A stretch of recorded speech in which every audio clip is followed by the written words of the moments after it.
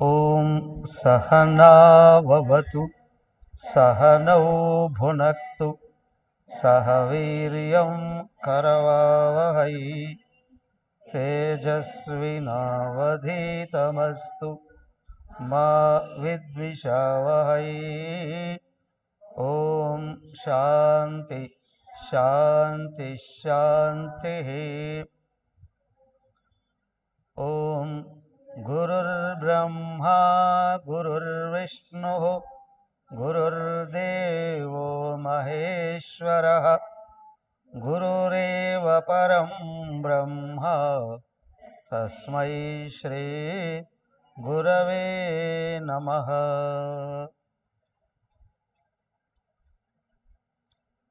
ओम प्रपन्नपारिजाताय स्तोत्रवेत्रैकपाणये ज्ञानमुद्राय कृष्णाय गीतामृतदुहे नमः।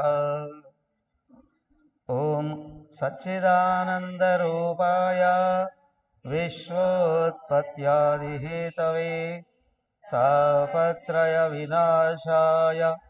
श्रीकृष्णाय वयं नमः। हरि ओम। श्रीमद्भागवतं తృతీయ స్కందం 8వ అధ్యాయంలో బ్రహ్మదేవుడి యొక్క అవతార వర్ణన జరుగుతుంది. 20 శ్లోకాల వరకు నేను చదువుకున్నాం.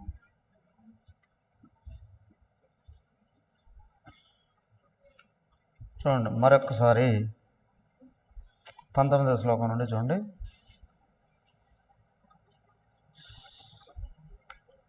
సయిత్తముద్వీక్ష్య తదాబ్జనాళ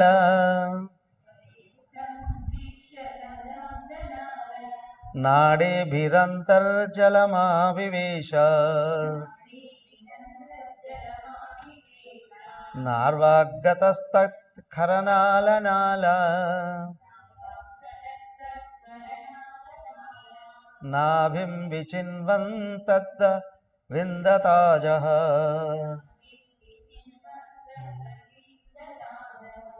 తమస్య పారే విదురాత్మసర్గం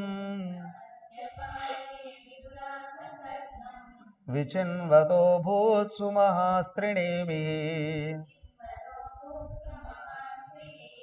యో దేహభాజాం భయమీరయాణః పరీక్షిణోత్యాయురజస్య హేతిః తతో నివృత్తో ప్రతిలబ్ధకామః స్వదిష్ట్యమాసాద్య పునః స దేవః శనైర్జితశ్వాస నివృత్తచిత్తో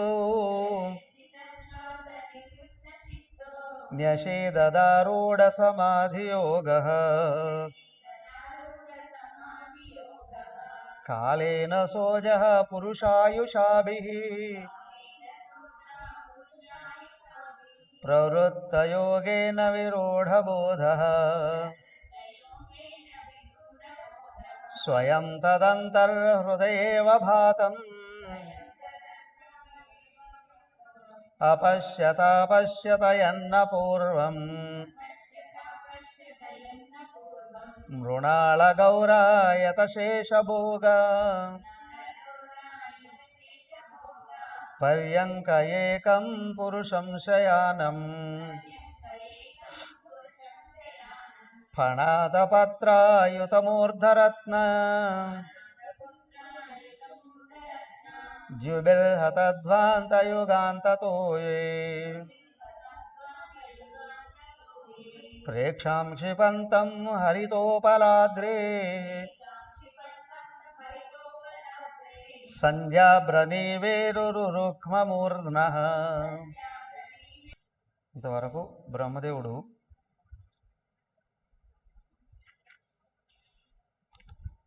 ఆయనేమో వ్యక్తమయ్యాడు. ఎక్కడి నుండి? బ్రహ్మదేవుడు ఎక్కడి నుండి పుట్టాడు? ఏంటండి వినడానికే అందరూ పుట్టినట్టు పుడతాడండి? కాదు, అందుకే చెప్పుకోవాల్సింది వస్తుంది. అందరూ పుట్టినట్టు ఆయన పుట్టలేదు. అవునా? శివుడైనా, విష్ణువైనా, బ్రహ్మదేవుడైనా ముగ్గురు స్వయంభూ, స్వతహాగా పుట్టిన వాళ్ళు. అందుకే వాళ్ళు కూడా భగవంతుడే. శివుడికి తల్లిదండ్రులు ఉన్నారా? మరి విష్ణువుకి తల్లిదండ్రులు ఉన్నారా? మరి బ్రహ్మదేవుడికి తల్లిదండ్రులు ఉన్నారా? ఎక్కడ తండ్రి ఆయన? ఎలా తండ్రి ఆయన? సహజ ధర్మంగా కనిపించదు కదా అక్కడ. కాబట్టి స్వయంభూనే ఆయన, స్వయంభూనే. సో ఆయన వ్యక్తమయ్యాడు. వ్యక్తమైన తర్వాత ఆయనకు ఆలోచన చెందాడు, నేనెవరు నేనెవరు నేనెవరు నేనెవరు అని. ఆయనకి ఏమీ తెలియలేదు సార్. నాడేభిరదంతర జలమావేశ నార్వాకతస్థ కరణాలనాల నాభిం విచన్వం తదవింత శాత. ఆయన ఎంతో ఆలోచన చేశాడు, కానీ ఆయనకి ఏమీ తెలియలేదట. తర్వాత ఏమైంది? ఎక్కడి నుండి వచ్చాను నేను? ముందు నేను ఎవరో ఆలోచించుకున్నాడు. అసలు నేను ఎక్కడి నుండి వచ్చాను? ఎక్కడి నుండి వచ్చాను అని అంటే, ఏదో ఒక చోటు నుంచి వచ్చాను. మీ ఇంటి నుంచి ఇక్కడికి వచ్చారండి. మీరు ఎక్కడి నుంచి వచ్చారు? వెనకల రూమ్ నుండి ఇక్కడ వచ్చారు. కాదు, అసలు పద్మంలోకి వ్యక్తమయ్యాడు కదా ఆయన. ఎలాగో వచ్చానేంటా అని చూసుకుంటూ మళ్ళీ అదే దారిలో నుండి వెనక్కి వెళ్ళాడట. వెనక్కి వెళ్ళి వెతికాడు మూలాన్ని.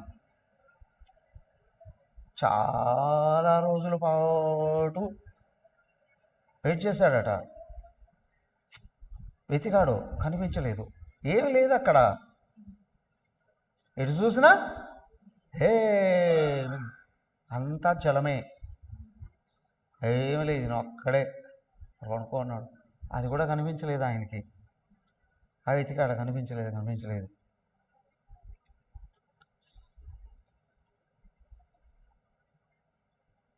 ఎంత వెతికినా కనిపించలేదు. విచిన్వతో భూత్ మహాత్రిణీమి యో దేహబాజాం భయమీరాయణ. అలాగే మానవుడు కూడా ఆలోచించాడు అని అనుకోండి. ఆలోచించాలి ఇట్లాగా. ఏమని? ఫస్ట్ ఎవరు నేను అనేది ఆలోచించాలి. ఎవరు నేను అని అంటే మాకు తెలియదా అండి? వాళ్ళకేమన్నా తెలియదా ఏమో. నేను మా అమ్మ నాన్న కొడుకునండి, నేను మా అమ్మ నాన్న కూతురునండి కదా. మరి అంత తెలియలేని వాళ్ళ గురించి ఇక్కడ మాట్లాడట్లేదులేండి. కొంచెమైనా శాస్త్రజ్ఞానం కలిగినటువంటి వాళ్ళ గురించి ఇక్కడ చర్చించుకుంటూ ఉన్నామండి. ఎవరండి నేను?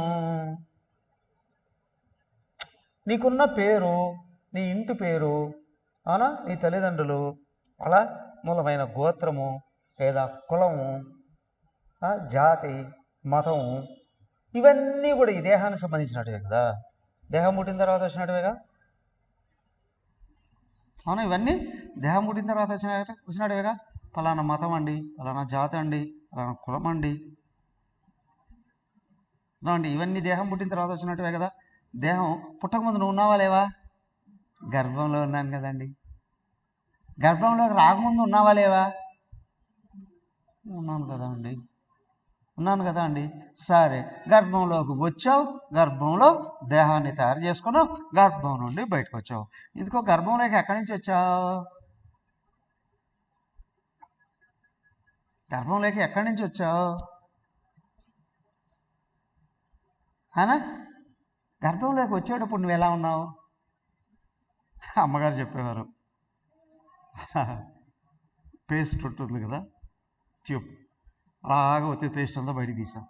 మళ్ళీ ఆ పేస్ట్లో పెట్టాలంటే, ఆ పేస్టు ఆ ట్యూబ్లో పెట్టాలంటే పోతుందా? ఏం పాసిబుల్. మరి ఎట్లా పెట్టారండి వాళ్ళు? ఎలాగైతే బయటికి తీసాం అట్లాగా పెట్టారా?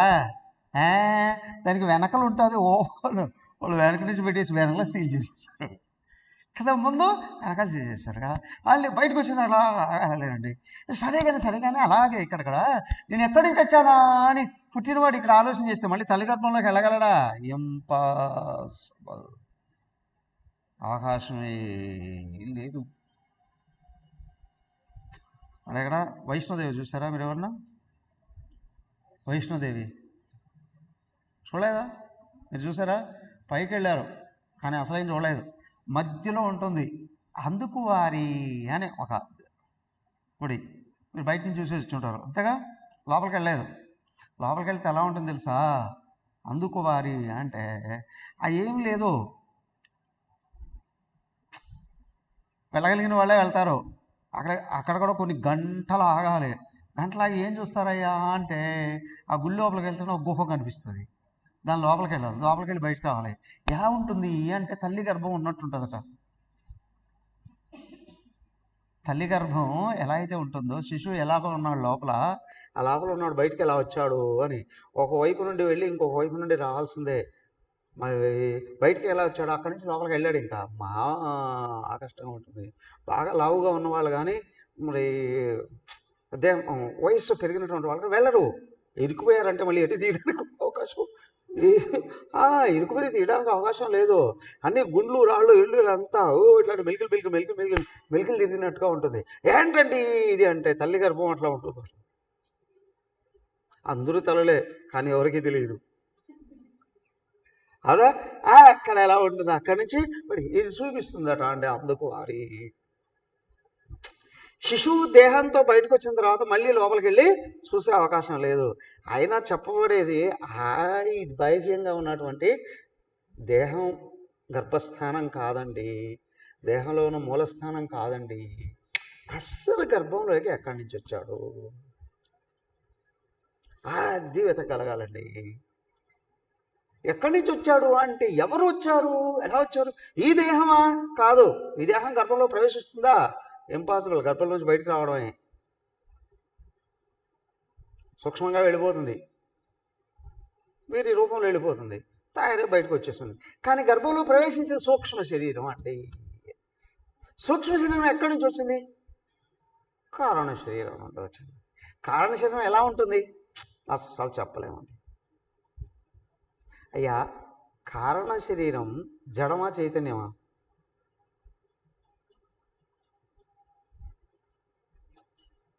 స్థూల శరీరం జడమా చైతన్యమా?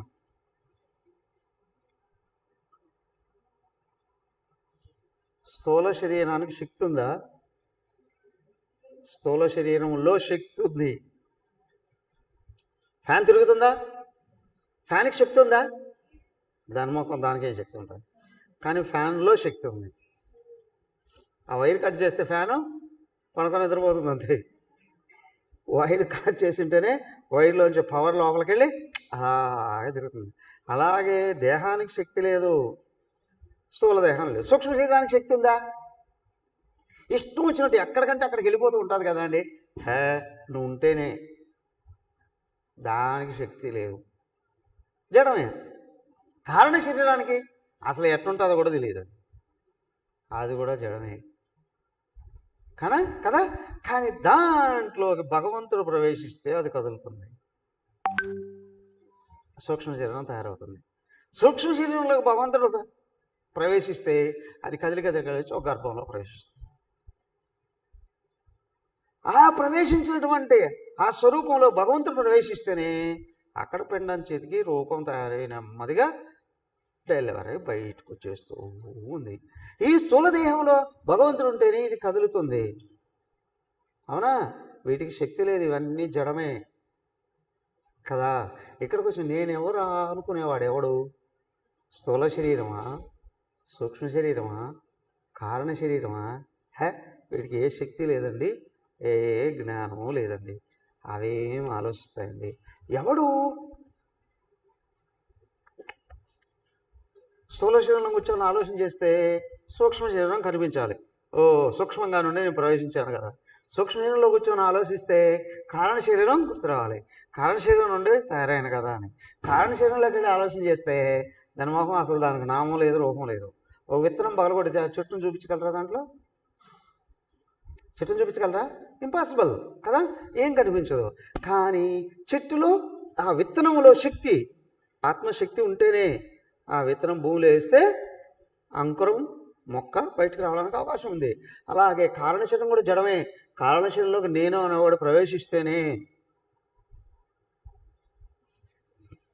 కారణశరీరంలోకి నేను అనేవాడు ప్రవేశిస్తేనే అతారై కదిలి సూక్ష్మ శరీరంగా, సూక్ష్మ శరీరంలోకి నేను అనేవాడు మళ్ళీ ప్రవేశిస్తేనే అది కదిలి కదిలి గర్భం కోసం ఎదుక్కుంటూ వెళ్ళిపోతుంది.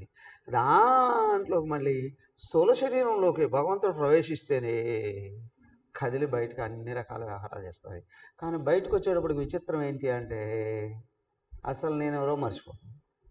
ఈ కొస్సలనే పట్టుకోవడం జరుగుతుంది. ఎప్పటి వరకు? బతికినంత వరకు ఇదే నేను బతుకుతున్నాను. కానీ అందరికీ తెలుసు కదా చనిపోయినప్పుడు వెళ్ళిపోతాడండి అని. అవునా? వెళ్ళిపోతాడు. ఎక్కడికి వెళ్ళాడు? అందరూ అంటారు సమాధిగానం చేస్తే అక్కడ స్వర్గస్థులైరి అని రాస్తారు. నరకస్థులైరి అంటారా? అంటారా? అనరు, అనకూడదు, అగౌరవపరిచినట్లు. అందుకే స్వర్గస్థులైరి. మీరు చూసారా? అట్లాగా చెప్పుకోవడం శుభసూచకం అండి కదా. అందుకే అలాగా చెప్పుకుంటున్నాను కదా. ఇంతకు స్వర్గానికి వెళ్ళింది ఎవరు? స్వర్గానికి ఎవరు వెళ్ళారు? ఇన్ని రోజులు మీతో తిరిగినోడు ఇక్కడే ఉన్నాడు కదా. లోపల ఉన్నవాడు జీవుడు వెళ్ళిపోయాడండి. స్వర్గానికో నరకానికో ఇక్కడికో వెళ్ళిపోయాడండి, బయటికి వెళ్ళిపోయాడండి. లోపల ఉన్నాడు. సో నిజమా కాదా?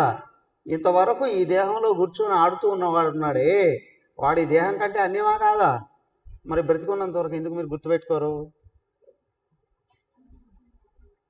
నేను వేరే, ఈ దేహం వేరు అనే విషయాన్ని. నువ్వు ఎంత గొప్ప ఇల్లు కట్టుకున్నప్పుడు కూడా ఆ ఇల్లు నేను అని అనుకుంటావా? చక్కగా మొక్కలన్నీ ఉన్నాయి, పువ్వులు పూస్తున్నాయి, ఆ కోతులు వస్తూ ఉన్నాయి కదా. కోతులు వస్తే ఆ మొక్కల మీద ఇష్టం వచ్చినట్టు విరిచేసి వెళ్ళిపోతుంది. కోపం వస్తుంది, కర్ర తీసుకుని కొట్టాలనిపిస్తుంది.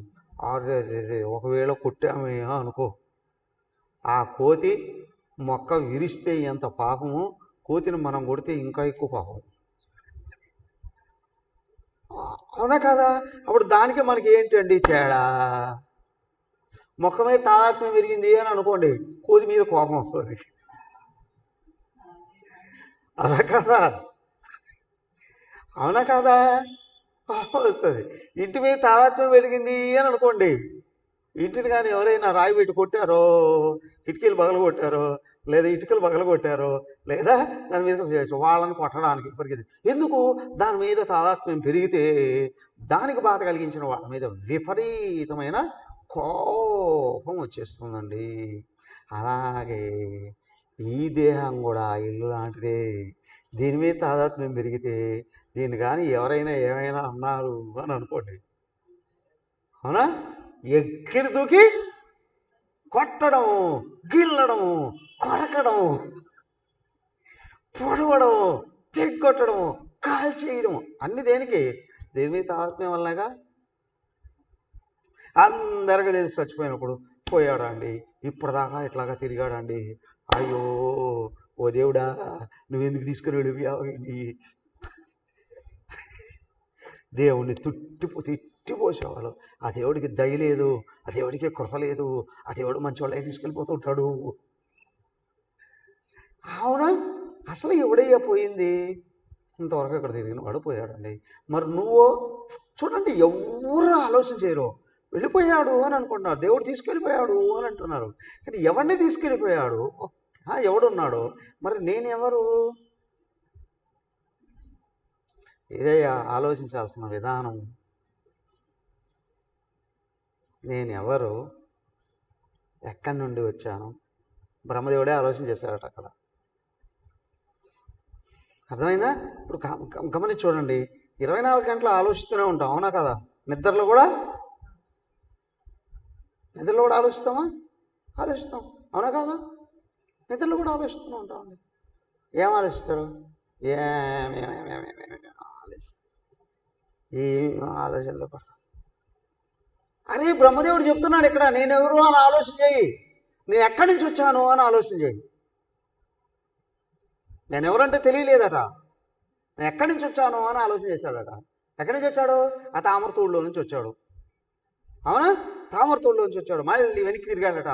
తామరతూడులో బాగా వెనక్కి తిరిగి ఆ తోడులో నుంచి వెయ్యి లోపలికి వెళ్ళిపోయాడట.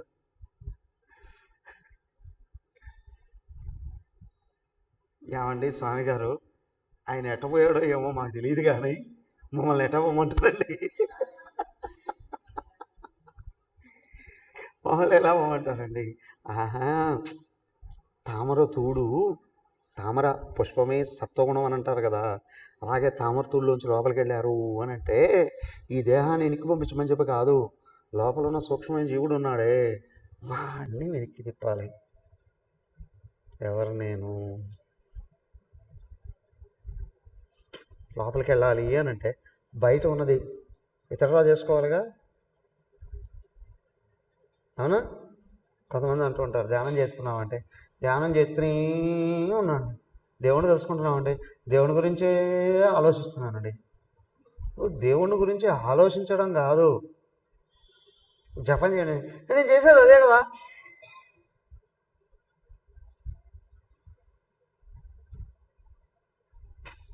నువ్వు జపం చేస్తే ఆలోచనలు ఆగిపోవాలి, ప్రపంచాన్ని గురించి ఆగిపోవాలి. నామమే పట్టుకో, రూపాన్ని పట్టుకో. ఇదిగో బ్రహ్మదేవుడు అలాగే చేస్తున్నాడు. తామర తోడులో నుండి మళ్ళీ వెనక్కి వెళ్ళిపోయాడట, మూలం దాకా వెళ్ళిపోయాడట. వెళ్ళిపోయి అక్కడ కూర్చొని అనేక సంవత్సరాలు, 100 దివ్య సంవత్సరాలు అట్లాగే సమాధి స్థితిలో ఉండిపోయాడట. ఏమిటి సమాధి అంటే? ఏదో కాదు, నువ్వు ప్రపంచాన్ని గురించి ఆలోచించడం మొదట ఆపు. దానికే వింటూ, పూజ చేస్తూ, పారాయణం చేస్తూ, జపం చేస్తూ, అవునా, ఆలోచిస్తూ, నువ్వు విన్న విషయాన్ని గురించి ఆలోచిస్తున్నావు, వెనక్కి వస్తుంది మనసు. బాగా వదిలితే ఎటు పోతుందో తెలియదు.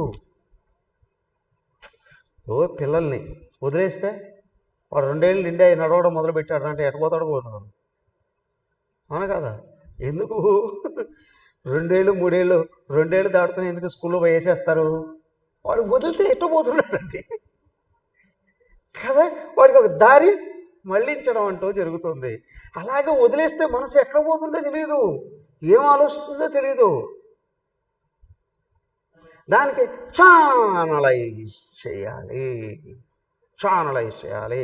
ఇవన్నీ ఏంటంటే పూజ, జపము, తీర్థయాత్రలు, దాన ధర్మాలు, సేవలు కదా, ప్రాణాయామాలు, వాటితో పాటు పారాయణాలు, జపాలు, ఇవన్నీ కూడా ఏంటంటే బయటకు వెళుతున్న మనసును వెనక్కి పట్టుకొచ్చుకోవడం కొరకు,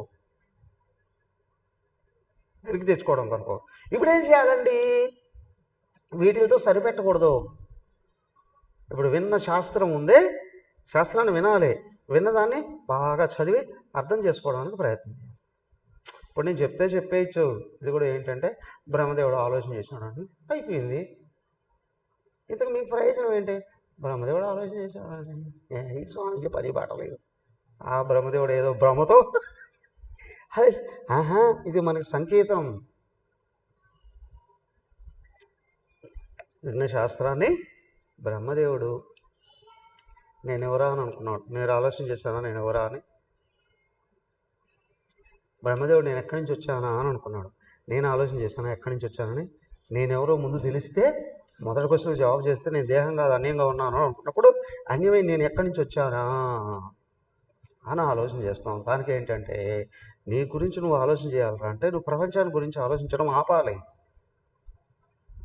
అలాగ ఆపి నిన్ను నీ దగ్గరికి తీసుకుని వెళ్ళేటట్టు నేర్పించే విధానమే శాస్త్రం.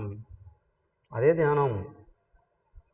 ప్రాణాయామం, ప్రత్యాహారం, నిత్యానిత్య వివేక విచారం, జాప్య సమేత సమాధి నిధానం అని అన్నారు.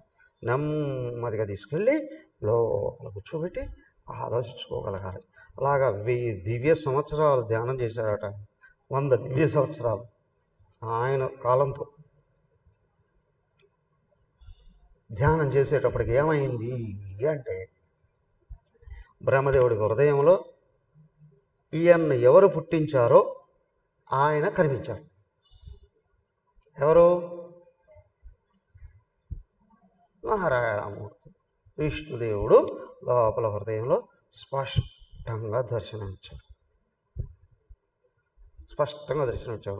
చతుర్భుజుడు శంఖచక్ర కథా పద్మాలు పట్టుకో అన్నాడు కదా. ఆయన ఆదిశేషుని మీద అలాగా పడుకో ఉన్నాడు. పానుకో అన్న ఆయన ఎప్పుడైతే ఆయన కనిపించాడో ధ్యానం చేస్తూ ఉంటే వెలుతురు కనిపిస్తుందా చీకటి కనిపిస్తుందా? ఏం కనిపించదు కాబట్టే ధ్యానం అని అన్నారు. అక్కడ చీకట వెలుగా ఏమీ కనిపించదు అని అంటే చీకటేగా. కానీ స్పష్టంగా ఒక వెలుగులాగా కనిపించిందట. ఆ వెలుగులో నుండి నారాయణమూర్తి. దానికి ఏమైనా నిష్టగా ధ్యానం చేస్తూ ఉంటే నీ ఇష్ట దైవం నీకు స్పష్టంగా కనిపించాలి. నా గురువే నాకు ఇష్టం అండి కాబట్టి నేను అట్లా కళ్ళు మూసుకొని నా గురువు కనిపిస్తాను. మా ఇష్టదైవం కనిపించాలి. లోపల నీకు ఎవరు కనిపిస్తూ ఉన్నారో నువ్వు కళ్ళు మూసుకుంటే ఎవరు కనిపిస్తున్నారో నువ్వు అలాగా మారుతూ ఉన్నావు. అదేంటండి ఒకవేళ నాకు కుక్కపిల్ల కనిపిస్తే కుక్కపిల్ల పెట్ ఎనిమల్ కనిపిస్తే నువ్వు అలాగా మారిపోతున్నావు.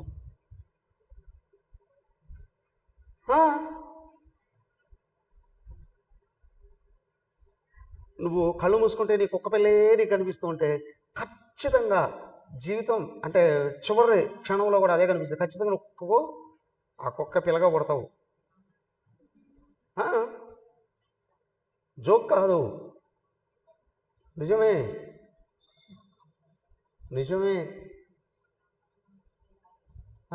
జడభరత చూపించాడు కదా అది స్పష్టంగా.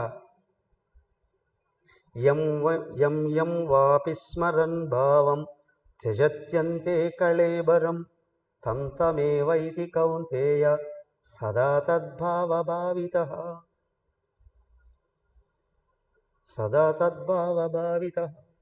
అదే హౌతో దానికే అన్నారు. ఎందుకయ్యా ధ్యానం చేయాలి అంటే ఉన్నతమైన స్వరూపాన్ని ధ్యానించుకో.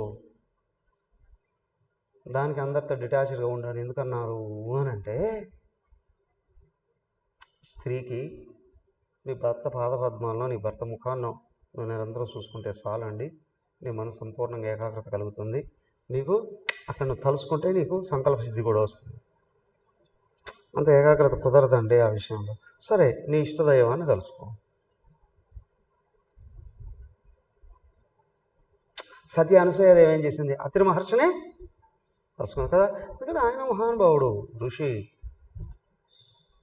పరమాత్మయే, అవధూత చక్రవర్తి, సామాన్యుడు కాదు. అందుకే అట్లా కళ్ళు మూసుకుంటే ఆయనే కనిపించేవాడు. ఆ నోటితో ఏం చెప్తే నోటితో చెప్పాల్సిన మనసులో తలుచుకుంటూనే అయిపోయారు. త్రిమూర్తులు కూడా చిన్నపిల్లలు అయిపోయారు. నాకేం తెలియదండి ఆయన పాదపద్మాలను తలుసుకోవడం తప్ప కదా. అలాగే ఇక్కడ ఏంటంటే ఎక్కడి నుంచి వచ్చాయన ఆ స్వరూపం కనిపించాలి అని అనుకున్నాడు. అందుకే ఈయనకి నారాయణమూర్తి దర్శనమిచ్చాడు. ఆ దివ్య మంగళ స్వరూపాన్ని ఆయన చూస్తూ ఉంటే ఏమిటి ఆయన చీకట్లన్నీ వెళ్ళిపోయాయట. వెళ్ళిపోయిన తర్వాత స్పష్టంగా రూపం లోపల కనిపిస్తూ రూపం కనిపిస్తూ ఉందట.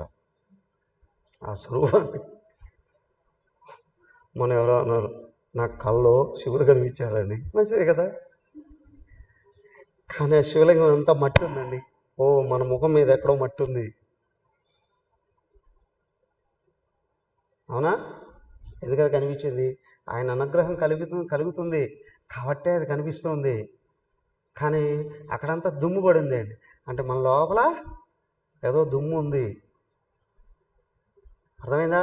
మరి ఏం చేయాలి? దుమ్ము ఉంటే తుడవాలండి. రోజు ఇల్లు తుడుచుకోరు? ఇల్లు ఎందుకు తుడుస్తారు? అలవాటు అండి. అవునా? అలవాట?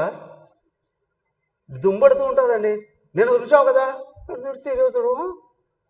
ఉదయం స్నానం చేస్తే సాయంత్రానికి కంపు కొడుతుంది దేహం.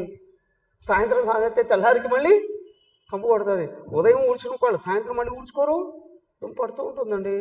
రోడ్డు పక్కన గారు ఉంటారు, ఇప్పుడు నిరంతరం దులుపుకుంటూనే ఉండాలి, ఇది పడుతూనే ఉంటుందండి కదా. సో అలాగేంటంటే మన లోపల ఆయన చూపిస్తూ ఉన్నాడు ఎలాగా ఉంది సూక్ష్మ శరీరం, ఎలాగా ఉంది మనస్సు, అది చూపిస్తూ ఉన్నాడు. దానికి స్పష్టంగా శుద్ధంగా ఉంది ఆయనకి కదా. నారాయణమూర్తి స్పష్టంగా కనిపిస్తున్నాడు. ఆయన తల మీద దగ్గర నుండి పాదపద్మాల వరకు వరుసగా వర్ణిస్తూ ఉన్నారు. నారాయణమూర్తి ఎలా ఉంటాడో తెలియదా? తెలుసు. ఒకసారి కళ్ళు మూసుకోండి, ఆయన కనిపిస్తాడని చూద్దాం. కళ్ళు మూసుకోండి. కొంచెం కష్టం సార్, ఎట్టండి ఏదో ఒక పార్ట్ కనిపించవచ్చు కదా. స్వరూపం అంతా కనిపిస్తుందా? ప్రాక్టీస్ చేస్తూ వస్తే కనుక ఆయన రూపంగా నీ మనసులో స్పష్టంగా కనిపిస్తూ ఉన్నది అంటే నీ మనసు శుద్ధంగా ఉంది అని.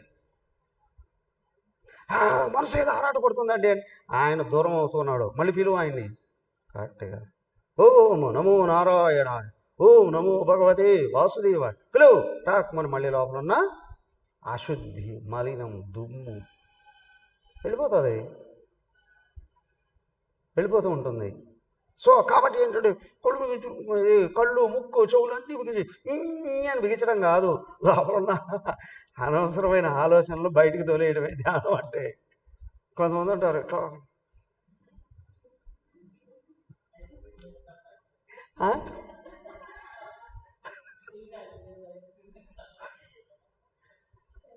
ఇట్లా నువ్వు ఎలా కూర్చున్నావో కాదు, నీ మనసు నీ లక్ష్యాన్ని తలుసుకుంటుందా? లోపల ఇష్టదైవమే కనిపిస్తున్నాడంటే నువ్వు ఆయనవే అయ్యున్నావు. అయ్యా అది కూడా వదిలేసింది, లోపల సింగిల్ థాట్ కూడా రావట్లేదు. నువ్వే భగవంతుడివి అయ్యే ఉన్నావు. నువ్వే భగవంతుడు, నేను భగవంతుడు అయిపోయా, నేను భగవంతుడు అయిపోయా. నువ్వు భగవంతుడివే అయి ఉన్నావు. అలా అనుకుంటే దూరం అవుతావు. నువ్వు కామ్గా ఉండు, లోపల ఆలోచనలు ఆపేస్తూ ఉండు. చక్కగా ఆ లోపల ఏమేమైతే కనిపించిందో బ్రహ్మదేవుడికి, ఆ బ్రహ్మదేవుడు అంతా వర్ణించి చూపిస్తూ ఉన్నాడు. చూడండి. ప్రేక్షాం క్షిపంతం హరితోపలాద్రే సంధ్యాభ్రణీవేరురుక్మమూర్ధ్నః రత్నోదదారౌషధి సౌమనస్య వనస్రజో వేణుభుజాంగ్రిపాంగ్రీ ఆయామతో విస్తరత స్వమాన దేహేన లోకత్రయ సంగ్రహేణ విచిత్ర దివ్యావరణాంశుకానాం కృతశ్రియాపాశ్రిత వేషదేహం పుంసాం స్వకామాయ వివిక్త మార్గై అభ్యర్చతాం కామదుఘాంగ్రి పద్మం ప్రదర్శయంతం కృపయా నఖేందూం మయోక భిన్నాంగుళిచారిపత్రం ముఖేన లోకార్తిహరస్మితేన పరిస్ఫురన్ కుండలమండితేన శోణాయితేనాదరబింబవాసా ప్రత్యర్హయంతం సునసేన శుభ్ర కదంబ కింజల్ కపిశంగవాసస స్వలంకృతం మేఖలయాని తంబే హారేణ చానంతధనేన వత్స శ్రీవత్సవక్షః స్థలవల్లభేన. ఎలా ఉన్నాడండి ఆయన? ఎలా ఉన్నాడు? నారాయణమూర్తి శంకరచక్ర కథాబద్ధములు ఇటువంటి ఆయన ముఖాన్ని చూడు, కళ్ళు మూసుకొని కనిపిస్తున్నట్టే ఉంది కదండి, మాయమైపోతుందండి. ఎందుకు మాయమైపోతుంది? మనసులో చెత్తే కనిపించకుండా చేస్తుంది. అవునా? మనసులో చెత్తే. రత్నమైనా సరే బురదలో పడేస్తే బురద కప్పేస్తుంది. బంగారం అయినా సరే మట్టిలో పడేస్తే మట్టి కప్పేస్తుంది. గంధపు చెక్కే నీళ్ళల్లో పడేస్తే, బురదలో పడేస్తే కొద్ది రోజులు బురదలో ఉంచి తీసామనుకోండి, కంపు కొడుతుంది అది కూడా. అవునా? ఏదైనా మళ్ళీ తీసి కడగాలి. గంధపు చెక్క లాంటిది అయితే కడిగినా రాదు. మళ్ళీ ఏం చేయాలి? దాన్ని రాతి మీద గరుకురాయి మీద వేసి పరా పరా పరా పరా పరా రుద్దాము అనుకోండి, సుగంధ పరిమళాలు బయటకు వస్తాయి. అక్కడ చూడండి, అందరం వెళ్ళినప్పుడు తిరుమలలో అలాగ దర్శనం చేసుకొని ప్రదక్షిణ చేసుకొని అక్కడికి వస్తే ఆ యోగ నరసింహస్వామి దగ్గర గంధపు చెక్క రాయి ఉంటుంది కదా, అక్కడికి వెళ్ళి అందరూ వాళ్ళు ఎప్పుడో అర్లీ మార్నింగ్ గంధపు చెక్క గంధం తీస్తారు. అక్కడ అందరూ వెళ్ళి చేయడం వస్తే సువాసనలు వెదజల్లుతుంది. అంత వాసనతో కూడి ఉంటుందండి ఇది కదా. అదే మురికిలో ఉన్నదైతే చే కంపు కొడుతుందండి. అలాగే లోపల అనంతమైనటువంటి పరమాత్మ ఉన్నాడు. అవునా? ఒట్టి దుమ్ము పడితే కొంచెం కప్పుతుంది, బురద పడితే ఇంకా కొడుతుంది. బురద నీళ్ళల్లో ఉండిపోతే చే బాగా అప్పుడు వచ్చేస్తుంది. అలాగే ఈ ప్రపంచంలో మన మనస్సుని ఎంత ఎక్కువగా నిరంతరం తిప్పుతున్నాము అని అనుకోండి, మనకు అంత దూరం అయిపోతాం.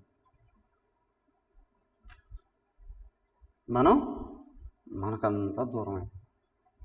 దానికి ఏంటి అంటే, ఎక్కడున్నా ఏం చేస్తూ ఉన్నప్పటికీ కూడా మనసు ఇష్ట దైవాన్ని తలుచుకుంటుంది అంటే నీకు నువ్వు గుర్తుంటావు, నువ్వు పరమాత్మ గుర్తుంటావు, ఆనంద స్వరూపంగా ఉంటావు, అత్యంత శక్తివంతుడుగా ఉంటావు.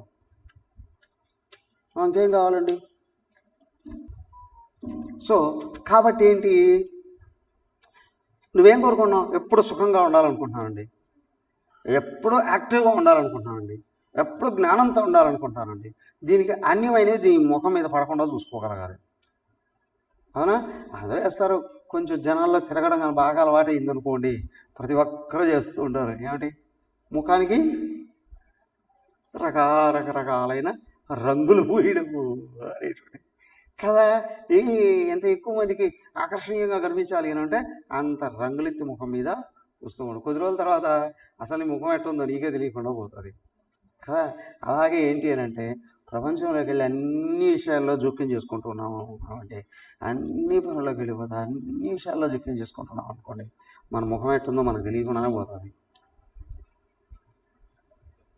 దానికి పూజ, జపం, ధ్యానం ఇవన్నీ ఎందుకండి అంటే, లోపల సూక్ష్మ శరీరంలో ఉందే మురికి దాన్ని కడిగేస్తూ వస్తే, రెండోది భగవంతుడిని గురించి తెలుసుకొని గుర్తుంచుకున్నామని అనుకోండి, తెలియాలి నీకు నేను శరీరం మనోబుద్ధులకు అన్యంగా ఆత్మస్వరూపంగా ఉన్నాను.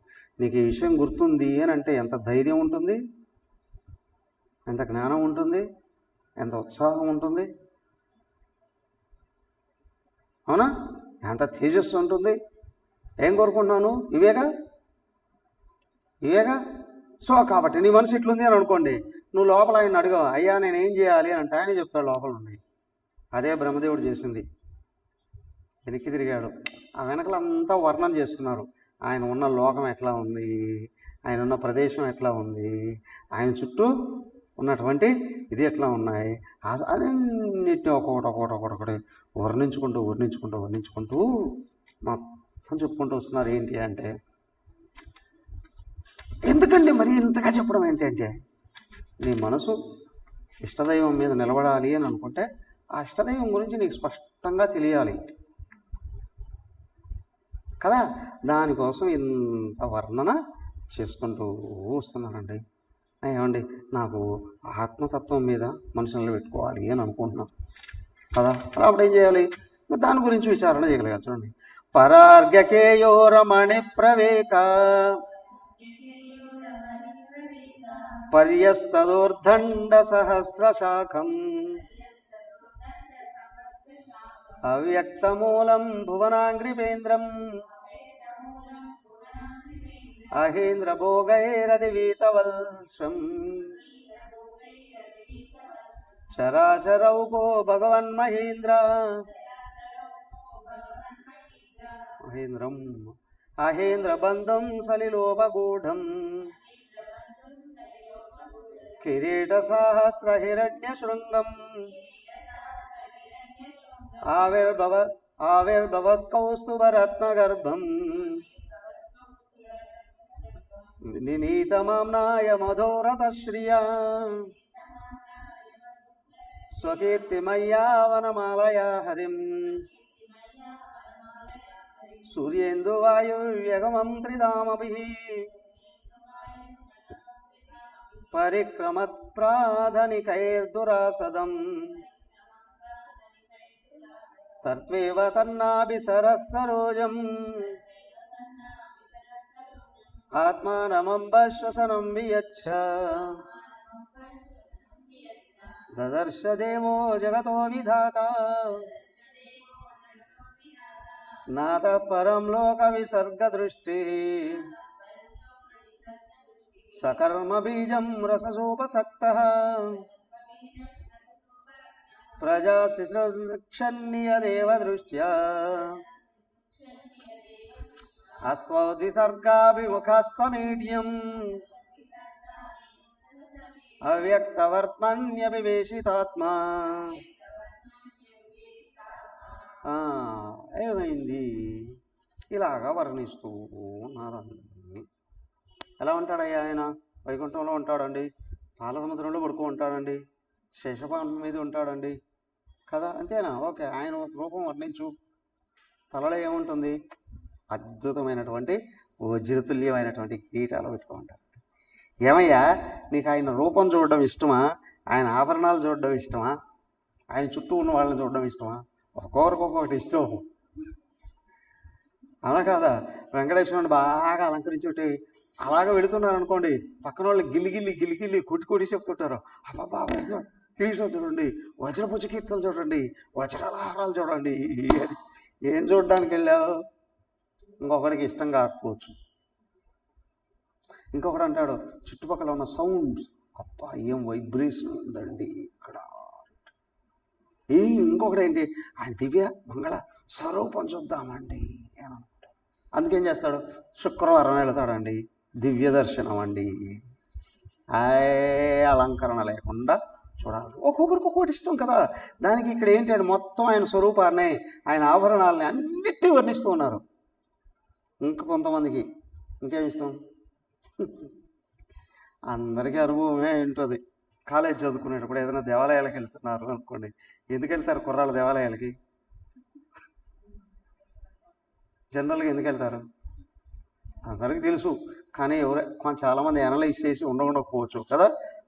సాయంత్రం అయితే కాలేజీ హాస్టల్స్ దగ్గర నుంచి అట్లా టెంపుల్కి వెళ్తున్నారు అంటే ఎందుకు వెళ్తారు? జంటలు కలవడానికి వెళ్తారు. దేవాలయం పేరు చెప్తారు, లేదా మహానగరం ఏది చెన్నై లేకపోతే ముంబై లాంటి మహానగరాలకైతే సాయంత్రం అయితే ఏం చేస్తారు? అందరూ వాకింగ్కి వెళ్తున్నామండి. ఆ సముద్రపు ఒడ్డును కూర్చుంటారు.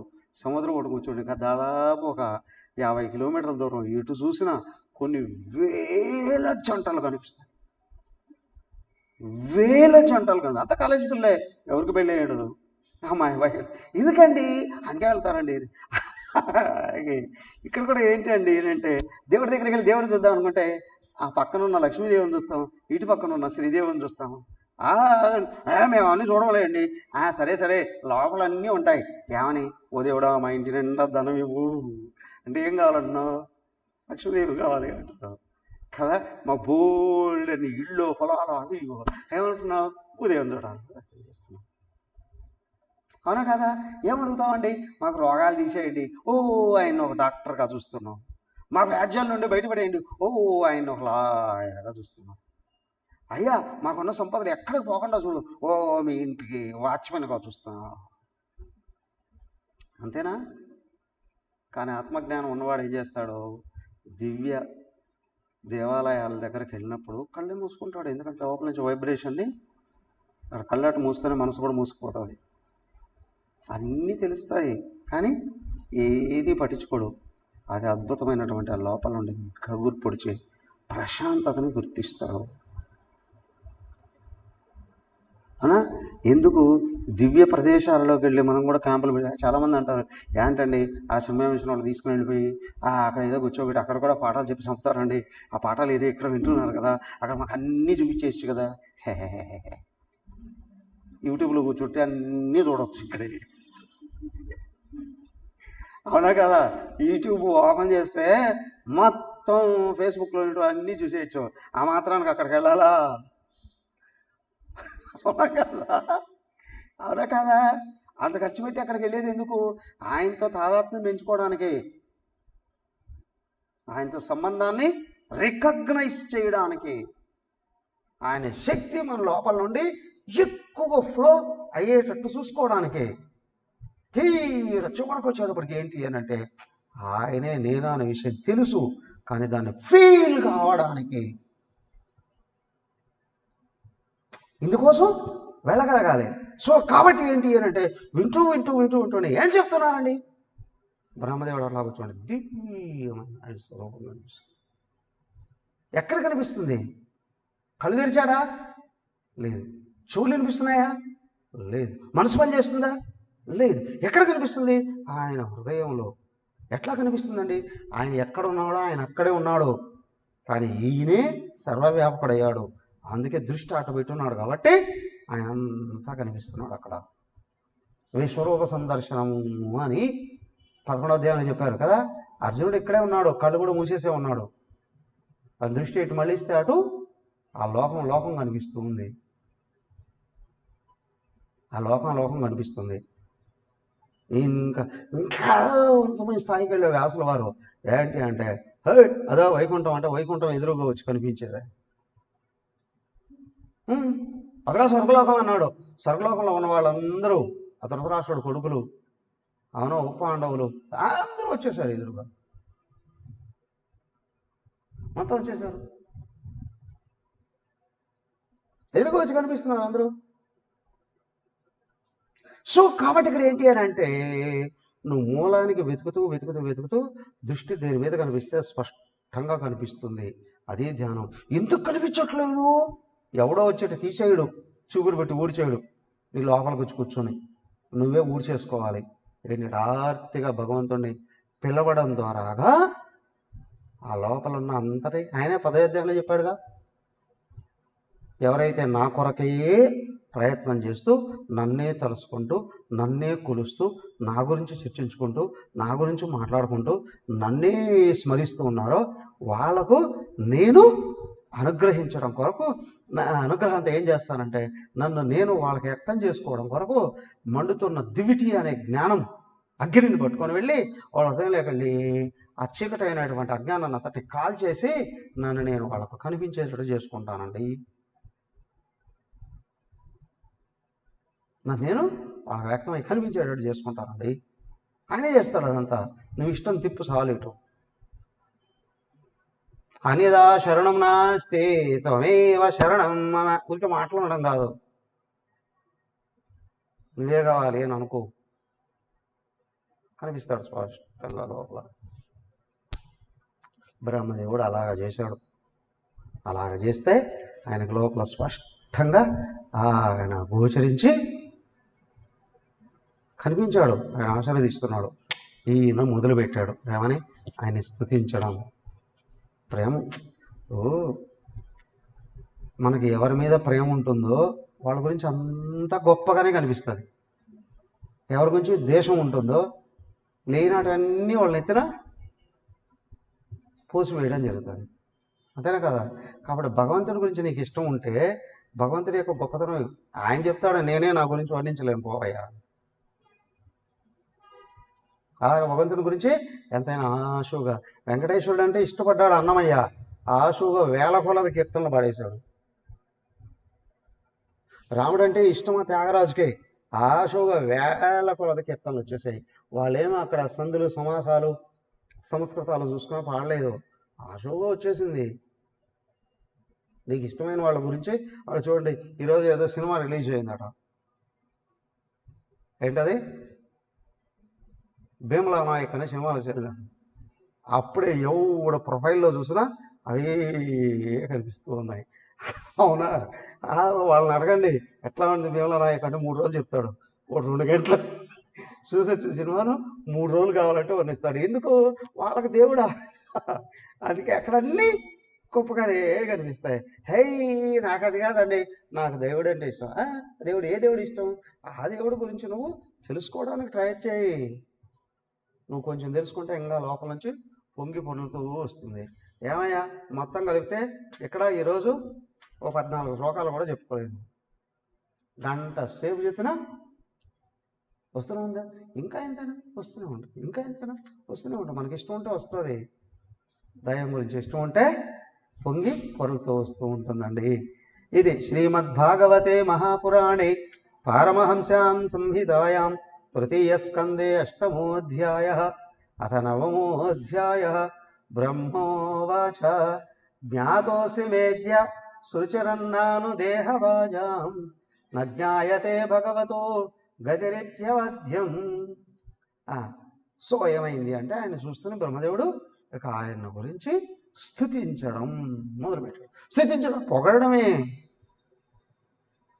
అవసరం వస్తే అందరూ నాయకుడి దగ్గరికి వెళ్ళాడు అనుకోండి, నువ్వు వీరుడివి సూర్యుడివి, అవునా, నువ్వు కొండ మీద కోతివి అని కూడా అదే కోపం వస్తే ఇష్టం వచ్చినట్టు బూతులన్నీ కూడా తిడతారండి. కాకపోతే ఇక్కడ ఏంటంటే ఉన్నది ఉన్నట్టు తెలుసుకొని పొగడాన్ని స్తుతి అంటారు. బ్రహ్మదేవుడు నారాయణమూర్తిని స్తుతిస్తున్నాడు. ఏం స్తుతిస్తాడా నెక్స్ట్ మళ్ళీ వినడానికి ట్రై చేద్దాం. ఈ రోజుతో ఈ సప్తాహం పూర్తయింది. ఓం కాయేన వాచా మనసేంద్రియైర్వా బుద్ధ్యాత్మనా వా ప్రకృతే స్వభావాత్ కరోమి యద్యత్ సకలం పరస్మై నారాయణాయేతి సమర్పయామి. శ్రీమన్నారాయణాయేతి.